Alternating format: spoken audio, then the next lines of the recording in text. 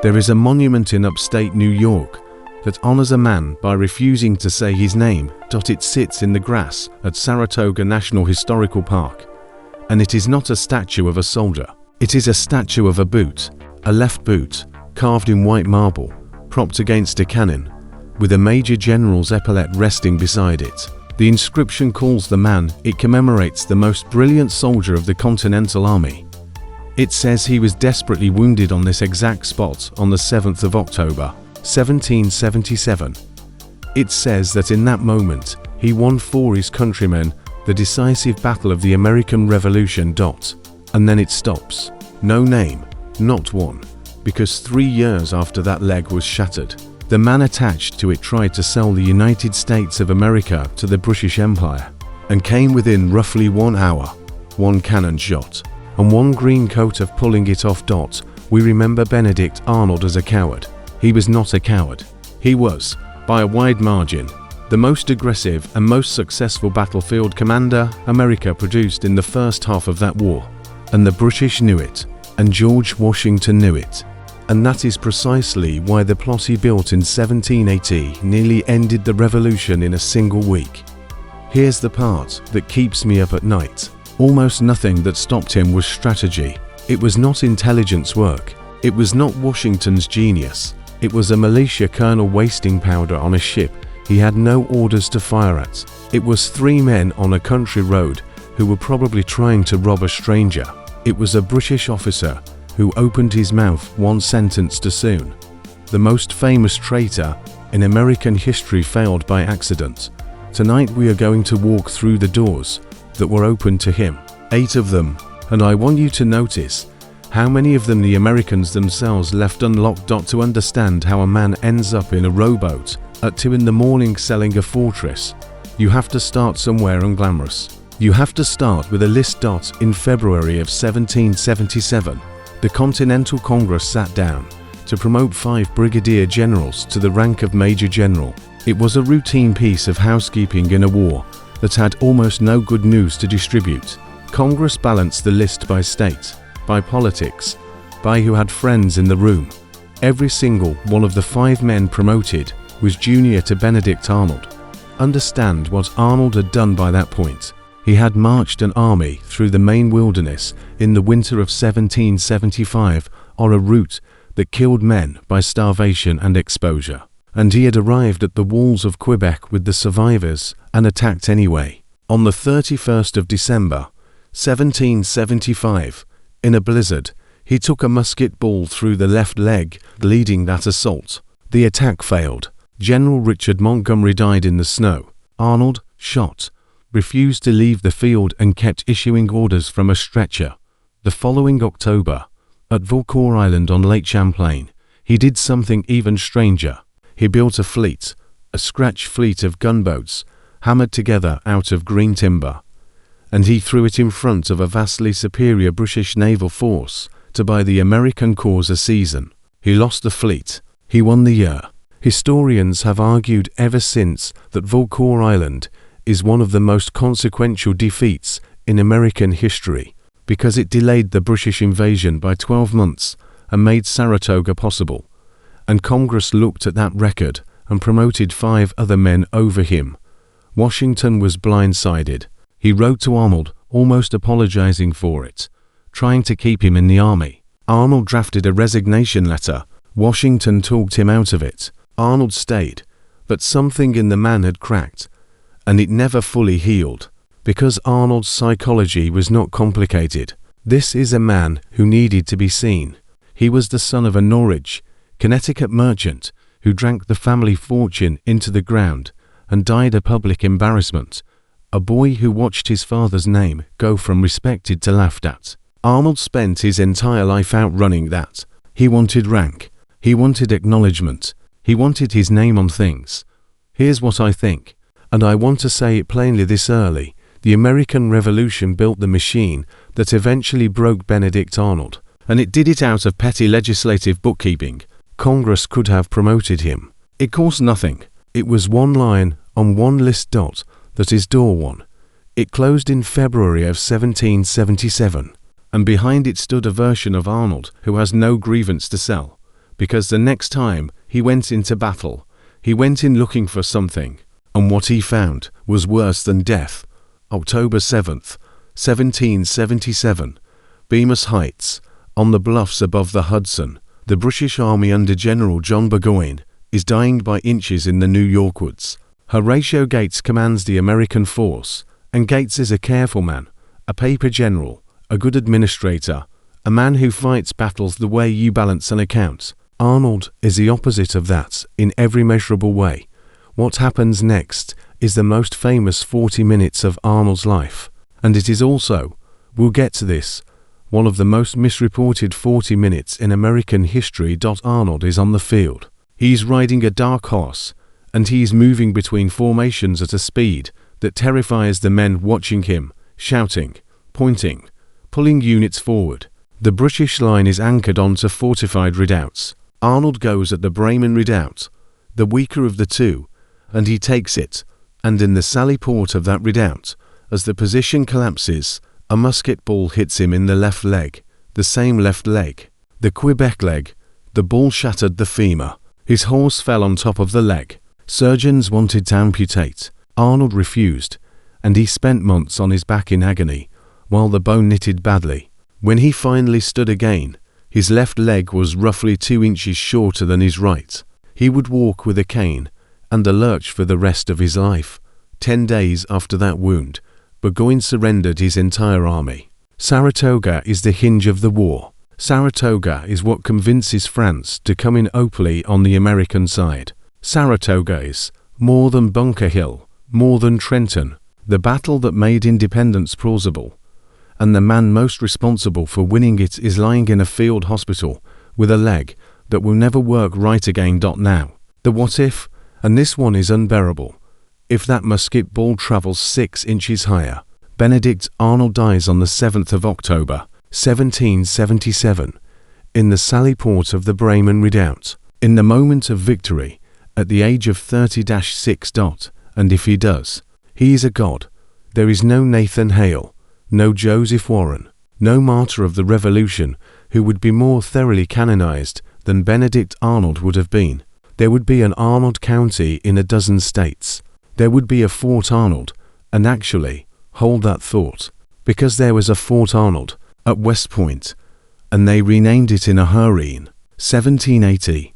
There would be schools and warships, and a statue on that Saratoga hill with a face on it and a name under it, and children reading the name out loud on field trips. He survived. That is the tragedy. Not that he died, that he lived, and had to carry the shattered leg and the unpaid accounts and the sense of being owed for another 24 years.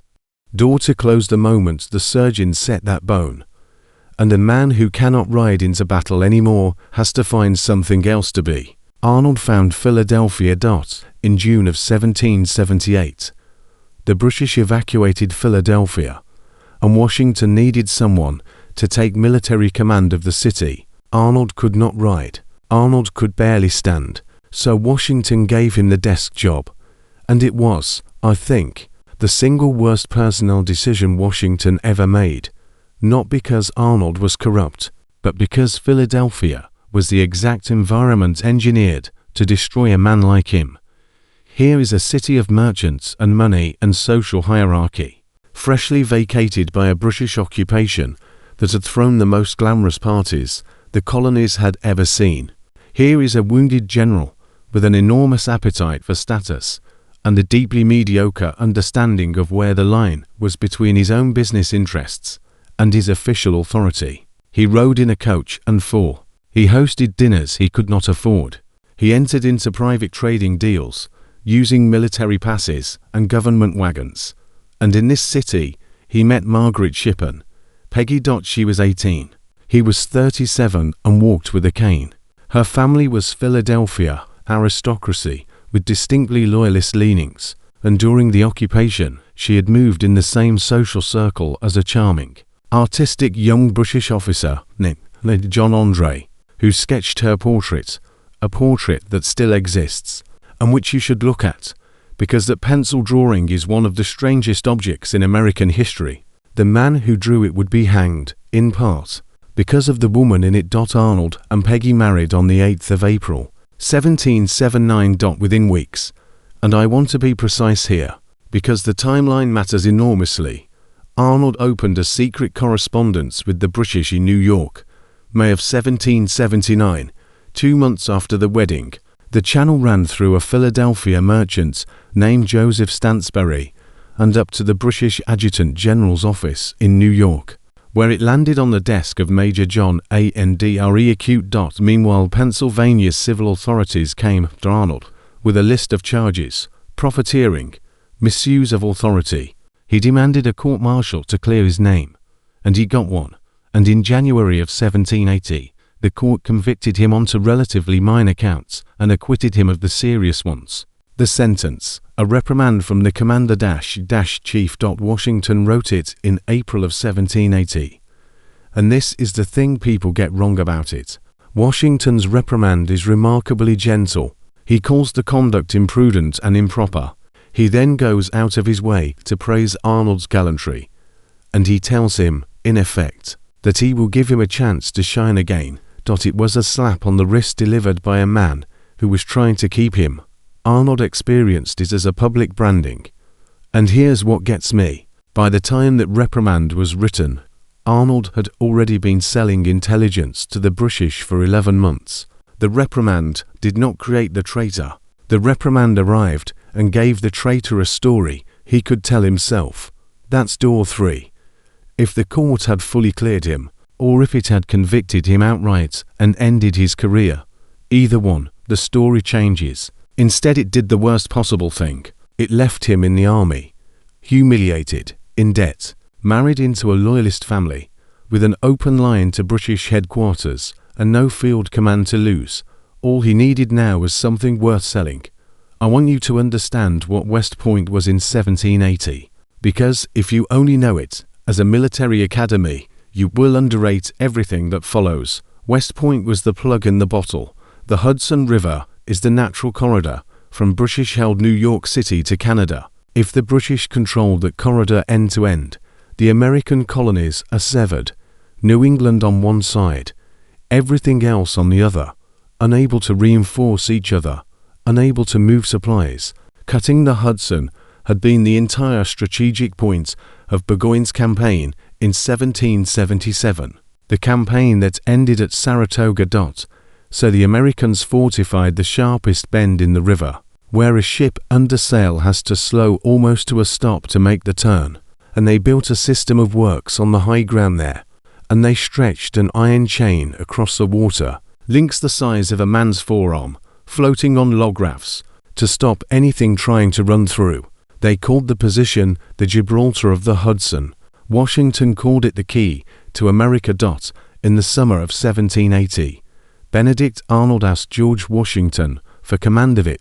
Think about how that request had to be engineered. Arnold had spent the previous years demanding field commands. Now, suddenly, he wants a static garrison post, a quiet posting, he says, appropriate for a man with his leg.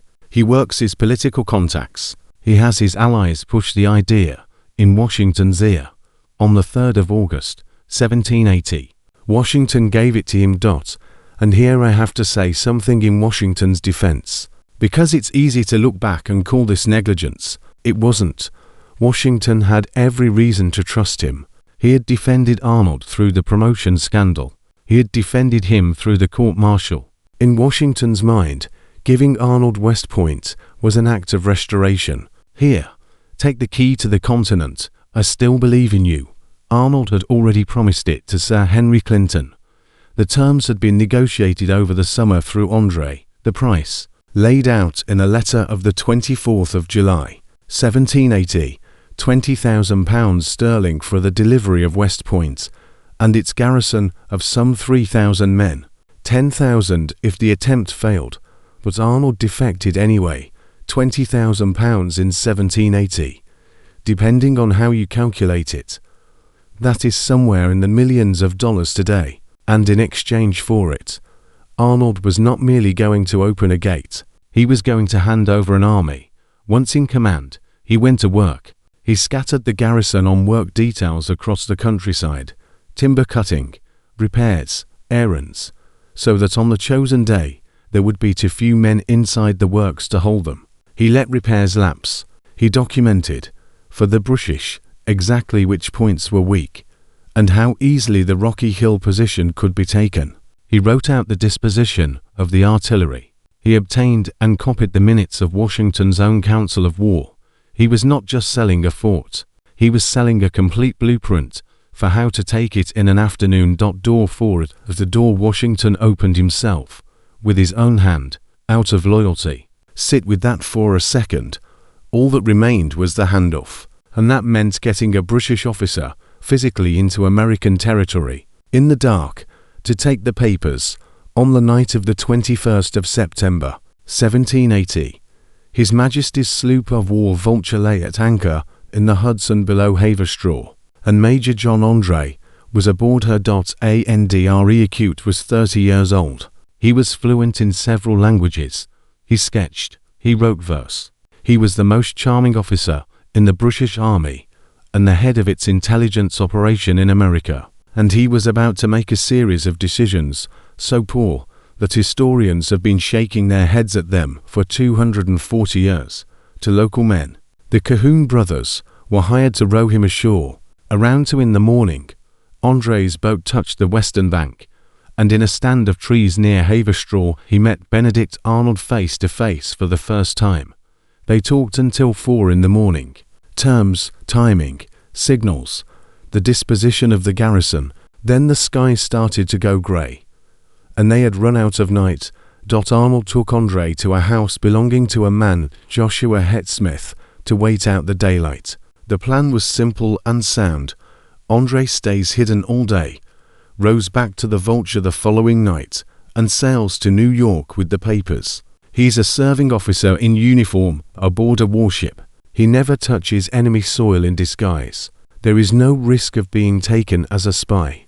Within a week, the British move up the river. Arnold surrenders the post, and the war effectively ends. And then, at dawn on the 22nd of September, Colonel James Livingston looked out from Tellers Point, saw a British warship sitting insolently at anchor in the American Hudson, and decided to shoot at it. He had no orders to do this. He had no particular intelligence. He had a 4-pounder cannon, some men, and a grudge. Artillery officers in the American command later described it as a waste of powder, a pointless gesture against a ship. They had no realistic hope of hurting. The gunners hulled the Vulture 6 times, damaged and taking hits with no way to answer effectively. The captain cut his cable and dropped downriver, out of range. Read that again. A minor colonel, firing a light gun, without authorization at a target of no strategic value, on a morning when he had nothing better to do, put the only safe exit route hull of John Andre's reach. Andre Acute came out of Smith's house that day, to find the Hudson empty. Now the whole architecture of the plot collapses into a single terrible improvisation. He cannot go back by water. He has to go home by land, through 30 miles of contested countryside crawling with militia, irregulars, cattle thieves, and both sides patrols. To do that, he takes off his uniform coat and puts on civilian clothes. That is the moment. That is the legal moment. Under the laws of war, as every officer in both armies understood them, an officer in uniform inside enemy lines is a prisoner. An officer in civilian clothes carrying concealed military documents is a spy, and spies hang. Arnold gave him a pass under the alias John Anderson. Andre folded the West Point papers and pushed them down inside his stocking, under his boot. Here's what I think about Colonel James Livingston.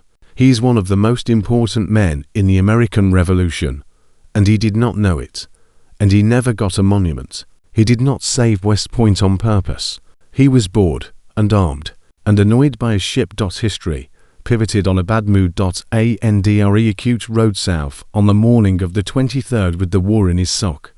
He almost made it. By mid-morning on the 23rd of September, John Andre was within about 15 miles of the British lines outside New York City. He had crossed the river.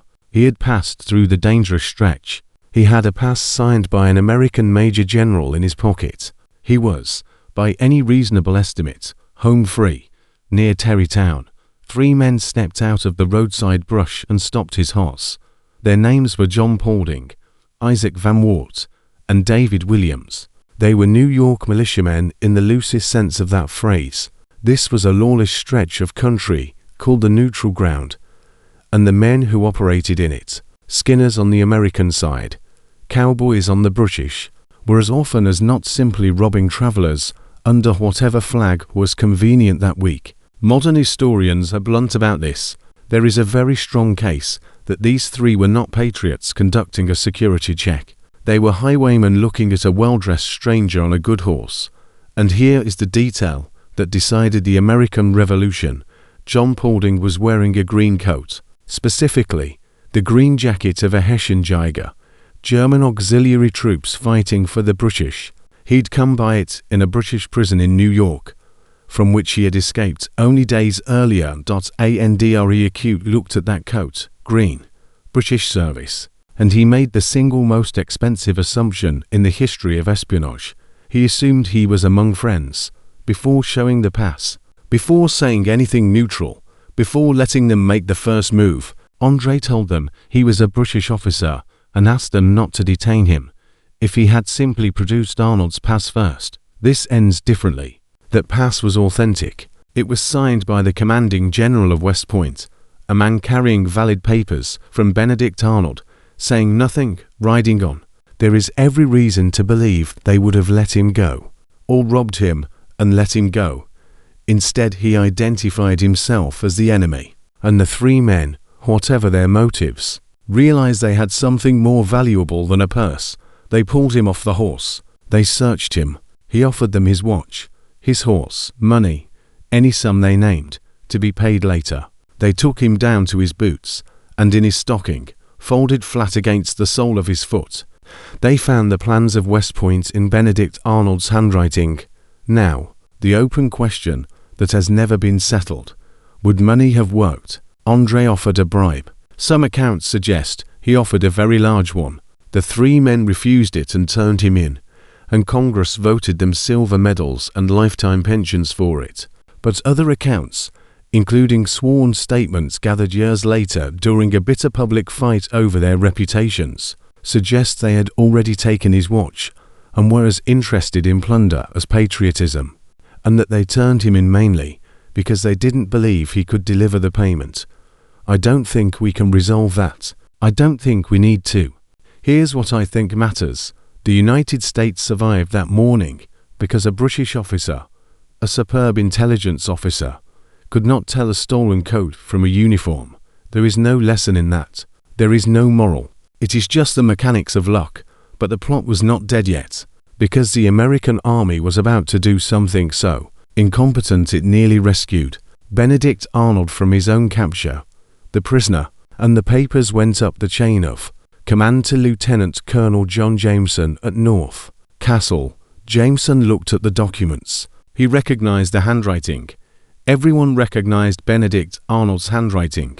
He held in his hands a set of secret plans for the most important fortification in America, drawn by its commanding officer, being carried toward the enemy by a man traveling under a false name, and a pass signed by that same officer. And John Jameson concluded that this must all be some kind of misunderstanding.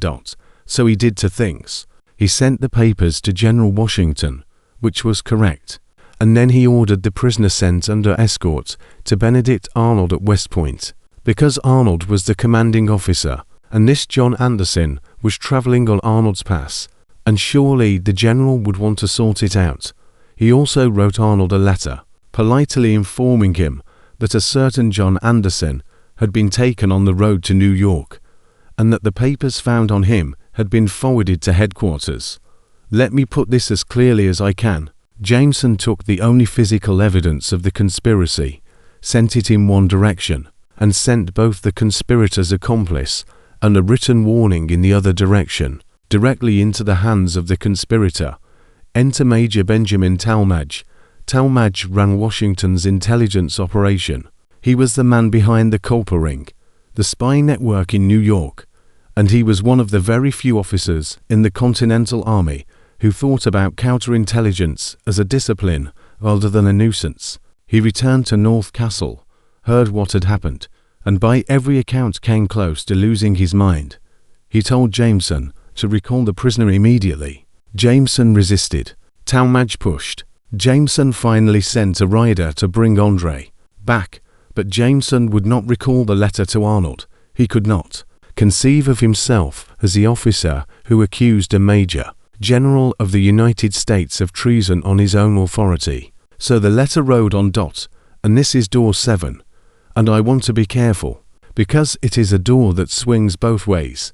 If Jameson had listened to Talmadge completely, if that letter had been stopped, then on the morning of the 25th of September, Benedict Arnold is sitting at his breakfast table, the Robinson house, when George Washington walks in, and Washington already knows. Arnold is arrested at the table. Arnold is tried. Arnold hangs, and I think American memory would be substantially different, because a Benedict Arnold who was caught is a smaller figure than a Benedict Arnold who got away.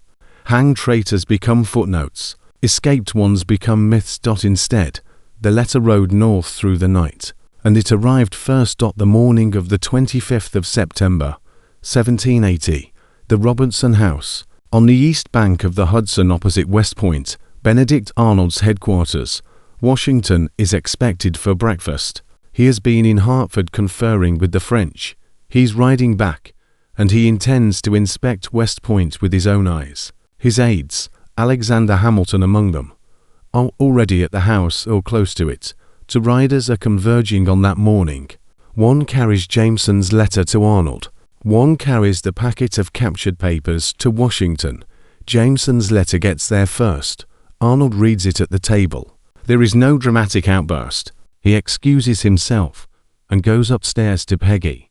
What he told her in that room, nobody knows for certain.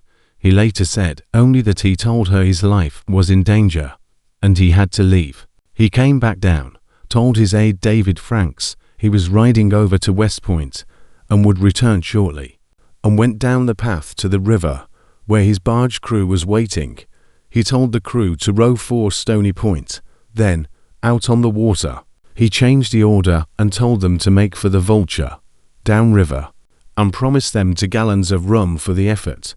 His own men rowed him to the enemy. When they arrived, he offered them positions in the British service. They refused, and he had them held as prisoners. The last act of Benedict Arnold's American career was to try to sell the 8 men who had just carried him to safety.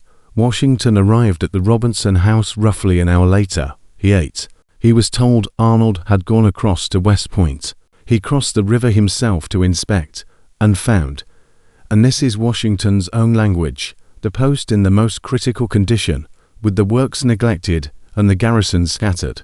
He came back to the house puzzled and irritated, and then the second rider arrived, with the papers. Washington read them in silence. Hamilton was sent racing downriver to try to intercept Arnold. He was far too late.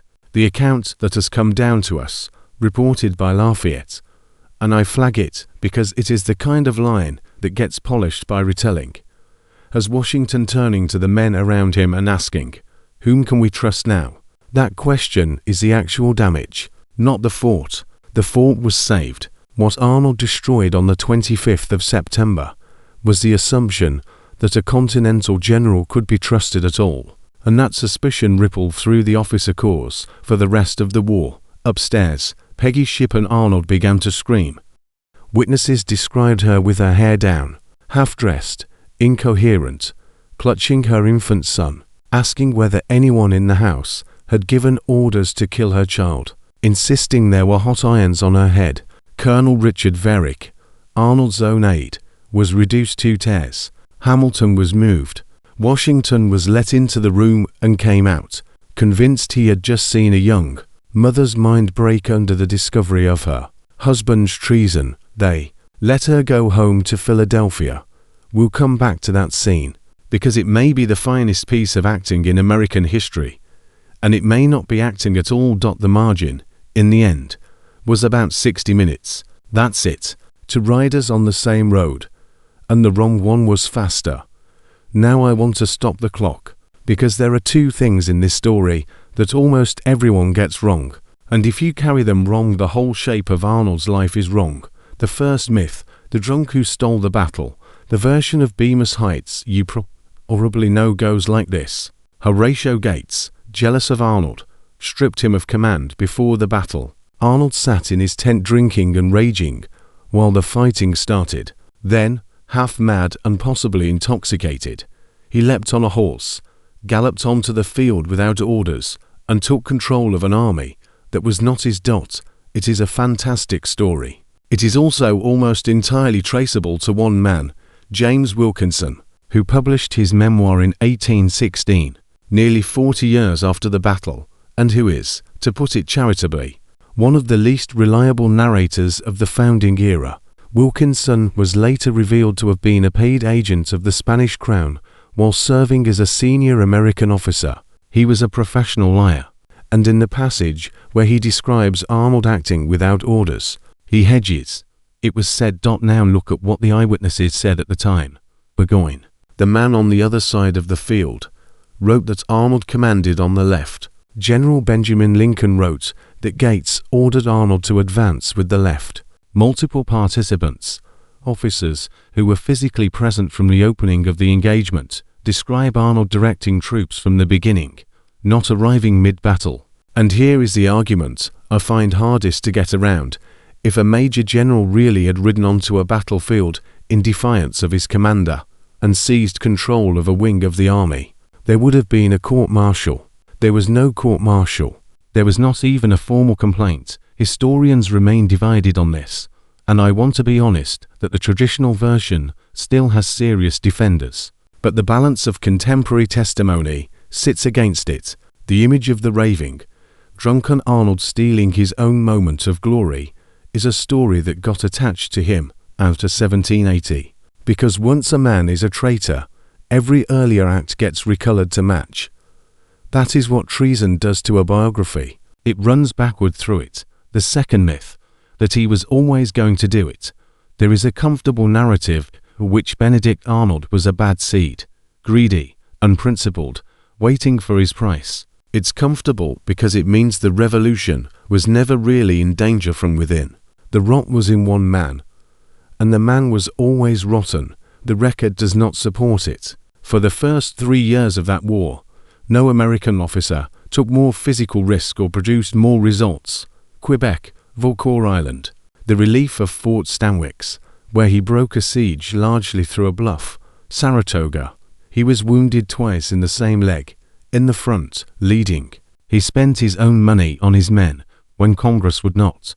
Washington, who was not a sentimental judge of character, considered him the most reliable fighting general he had. The treason was not a revelation of who he had always been. It was a decision made by a specific man, in a specific state of grievance and debt, at a specific moment, and it was made in stages, over 16 months, with dozens of opportunities to stop. That distinction matters, because if Arnold was born a traitor, there's nothing to learn. If Arnold was made one, then the question becomes, what made him? And that question has uncomfortable answers, and some of them are about how the revolution treated the people who won it.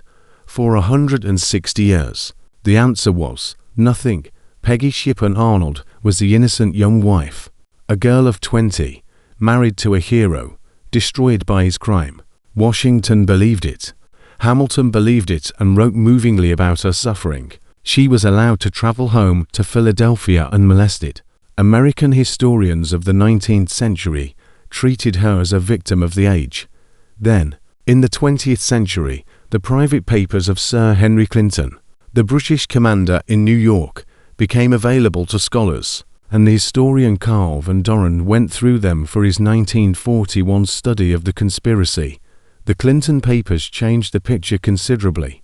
What emerges is that Peggy was not a bystander. She had known John Andre personally in occupied Philadelphia. She maintained a correspondence with him after the British left. That correspondence, chatty letters about millinery, ribbons, and shopping, appears to have been at minimum a functioning channel between the Arnold household and British headquarters, and the domestic small talk, and exactly the kind of cover a competent intelligence officer would establish.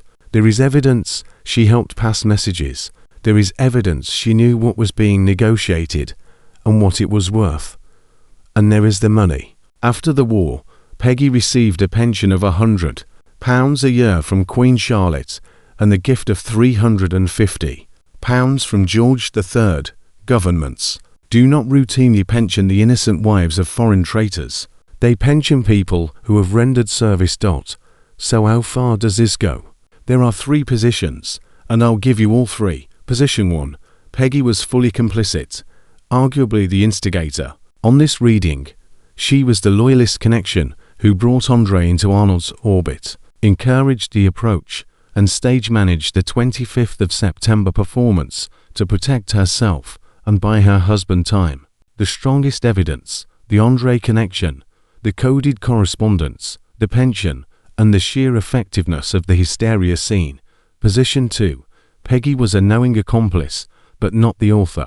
She knew, she facilitated, she carried messages. But Arnold's grievances were his own and the decision was his. This is roughly where the mainstream of modern scholarship sits. The American Battlefield Trust's own framing is that while it is unclear whether she instigated the defection, she was complicit in carrying it out. Position 3. And this is the one I think gets dismissed too quickly. The breakdown was real. A young woman in an isolated house learns her husband has committed treason and fled, leaving her with an infant to face an army of men who now have every reason to hang her. Genuine terror looks a great deal like hysteria. Complicity in passing letters does not require that every subsequent tear be theatrical. It is entirely possible she was guilty and genuinely coming apart. Here's what I think. I think position 2 is right about the facts and position 3 is right about that morning. I think she knew, and I think she was also 19 when this began. And I think the men who watched her scream were incapable of imagining that a woman could be both a conspirator and terrified at the same time. And that failure of imagination is precisely what she walked out on. But this is an open case. There is no confession. There is no letter in which she states what she knew. Anyone who tells you they have settled it is selling you something. Now the bigger question, and the one that determines whether the title of this video is accurate.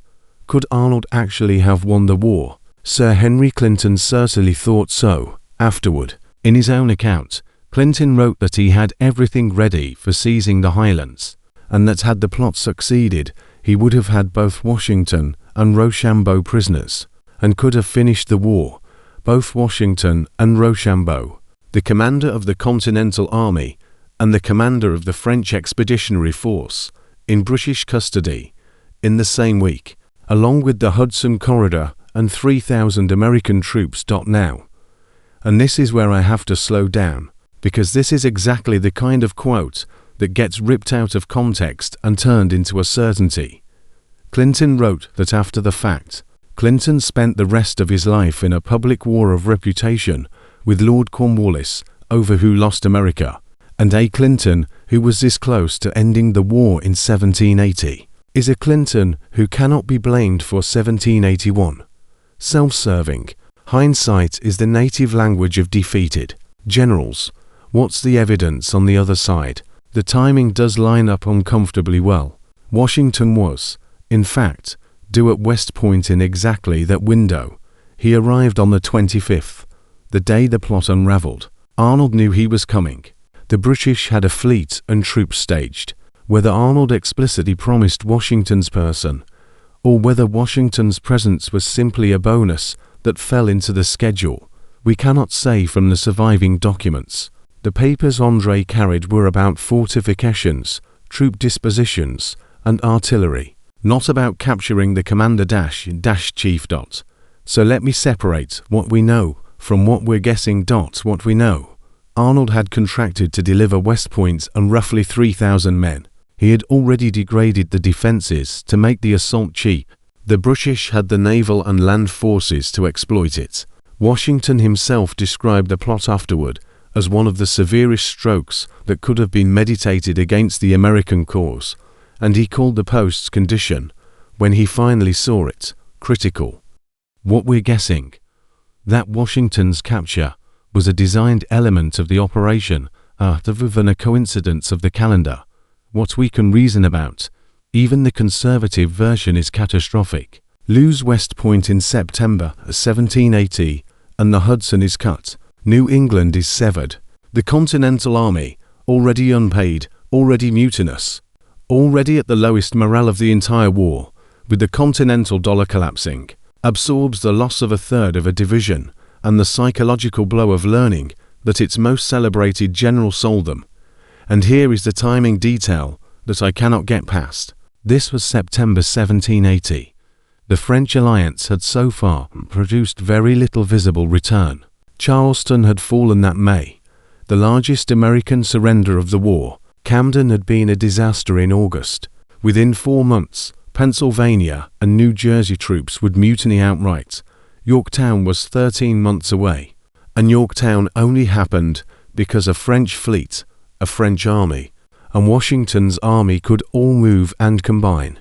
Take Washington off the board, or cut the river, or shatter the army's belief that its own generals were loyal. And the road to Yorktown does not obviously exist. Do I think the British win outright? Not necessarily. I think the more likely outcome is worse than a clean defeat. A negotiated settlement. A peace in which some colonies go independent and others don't. A partition North America. A continent with a British Hudson corridor running through the middle of it. That's my read. It is a read, not a fact, and reasonable historians would push back on it. But the near miss is not that America almost lost a fort. The near miss is that America almost lost the conditions under which winning was possible. There is one more thing that has to be said about the 23rd of September, and it has nothing to do with strategy. John Andre was tried at Tappan, New York, by a board of 14 general officers under Nathaniel Greene. The finding was not really in doubt. He had come inside American lines, out of uniform, under an assumed name, carrying military intelligence, under the laws of war that both armies accepted, that made him a spy, and spies were hanged. What was remarkable was the reaction of the men who condemned him. The American officers liked him enormously. Hamilton, who spent time with him during his confinement, wrote about him with something close to grief. Lafayette was against the execution. Talmadge, the man whose insistence had kept him in custody in the first place, became something like a friend to him over those days, and later wrote that he had never been more affected by anything in his life. Andre acute ask one thing, to be shot rather than hanged.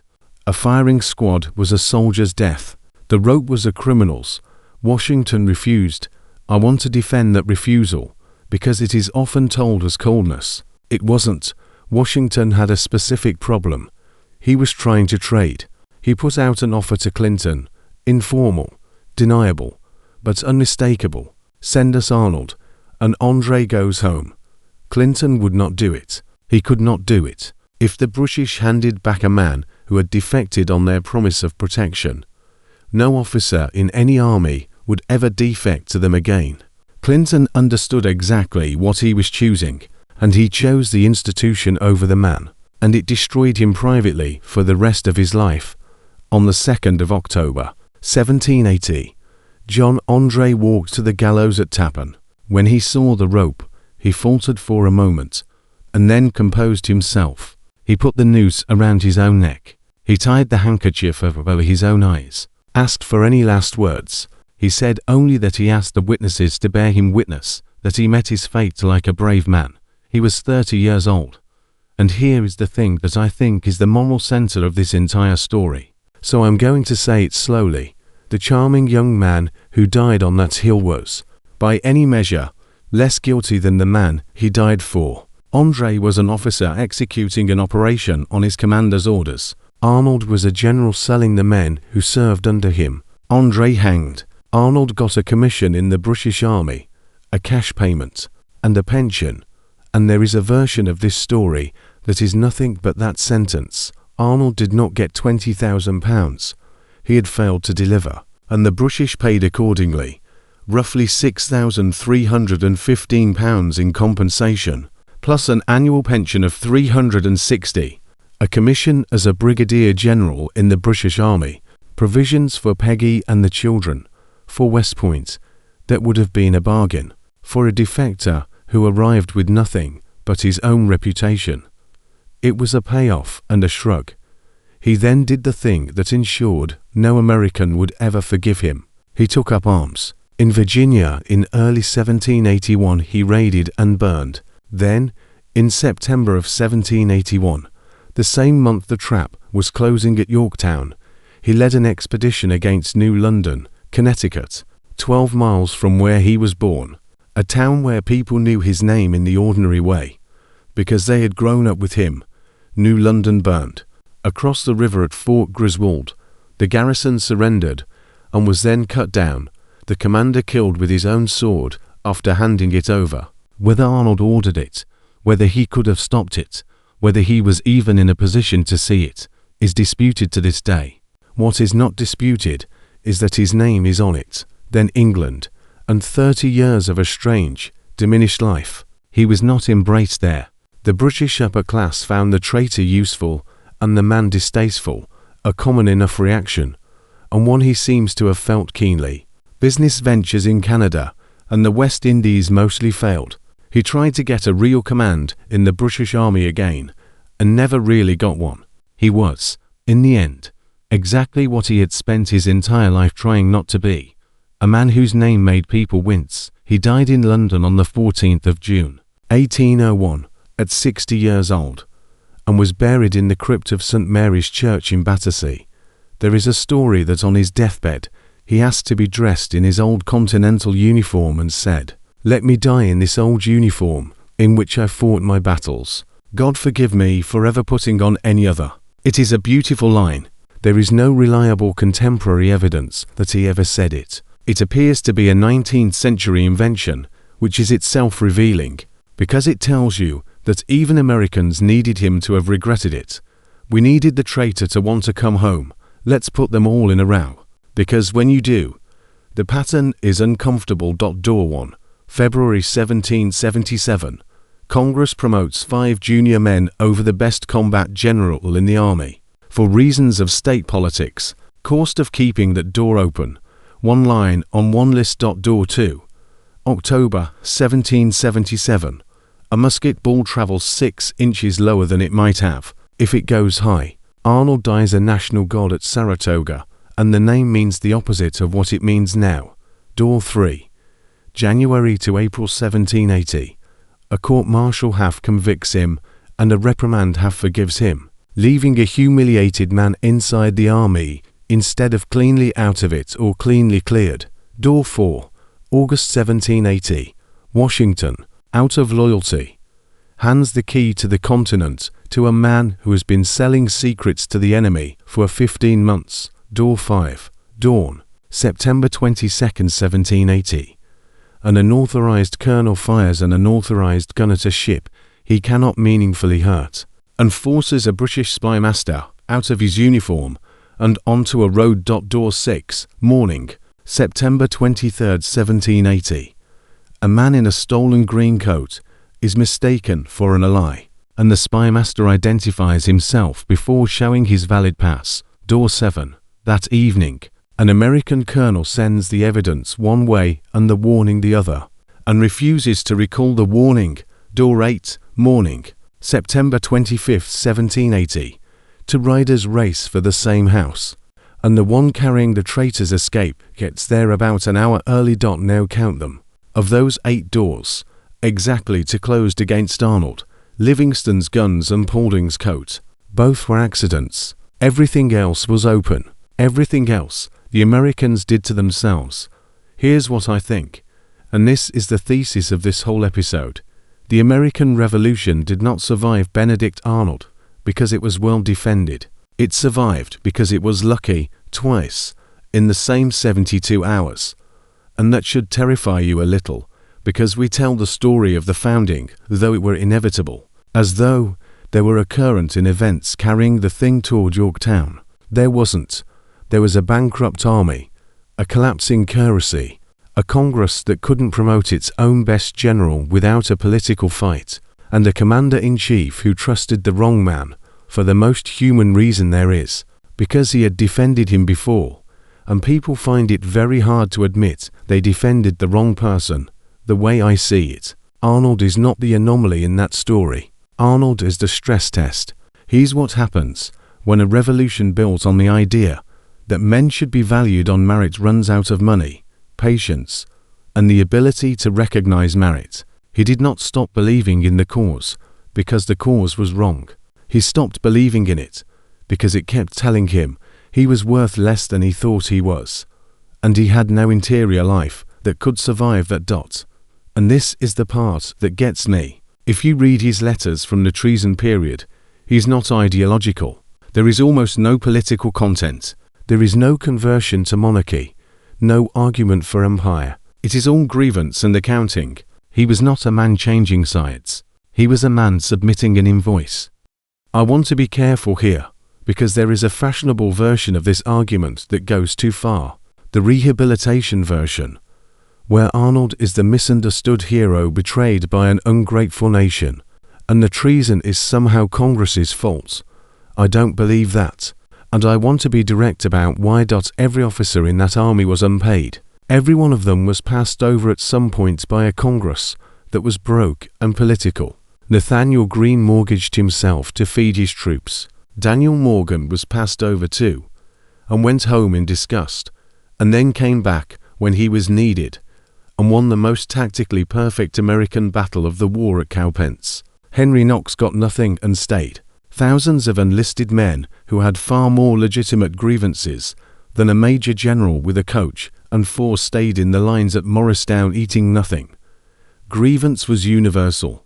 Treason was not. Arnold is not explained by his circumstances, because his circumstances were everybody's circumstances.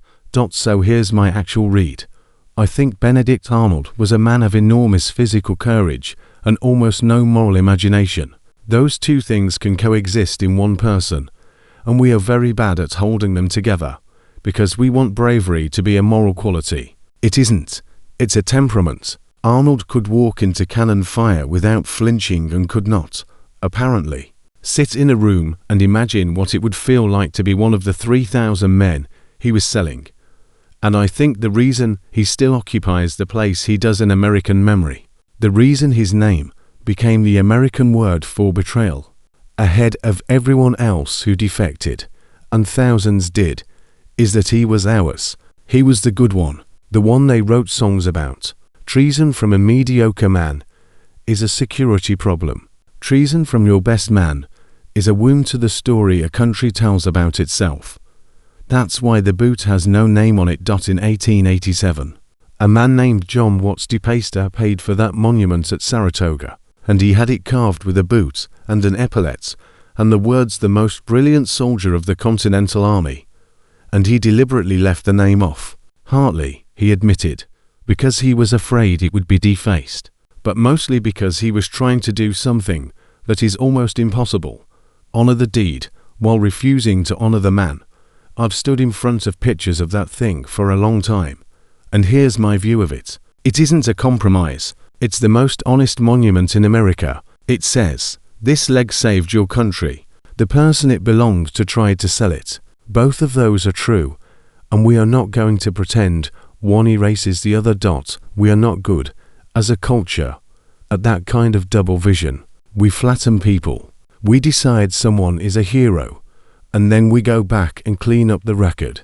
Or we decide someone is a villain, and we go back and dirty it, which is exactly what happened to the story of Bemis Heights and the drunk who supposedly stole the battle. Benedict Arnold resists that. 245 years later, he still will not sit still in either category. On the 2nd of October, 1780, John Andre stood on a hill at Tappan and asked the men watching to bear witness that he met his fate like a brave man. The man he was dying for was, at that hour, 40 miles south, in a new red coat, negotiating a shortfall in his payment. 21 years later, that man died in a rented house in London, and they buried him in a church crypt across the river from the city. in a country that never quite took him in, from a country that never stopped saying his name as a curse, and in a field in upstate New York, there is a boot in the grass. It has been there since 1887. Visitors stop and read the inscription and reach the end and look for the name, and there isn't one. And then somebody in the group explains why, and everybody goes quiet for a second. That's the monument he earned, not the one he wanted, not nothing either. He almost changed everything, twice, once for us, and once against us, and the second time, he missed by about an hour. If this one got to you, do me a favor, hit subscribe, because this channel exists to find the hour, the wrong turn, the wasted cannon shot that history balanced on dots.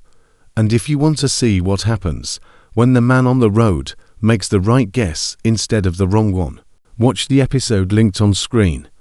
One wrong turn in Sarajevo that started the First World War, same shape, same terrifying smallness, completely different century.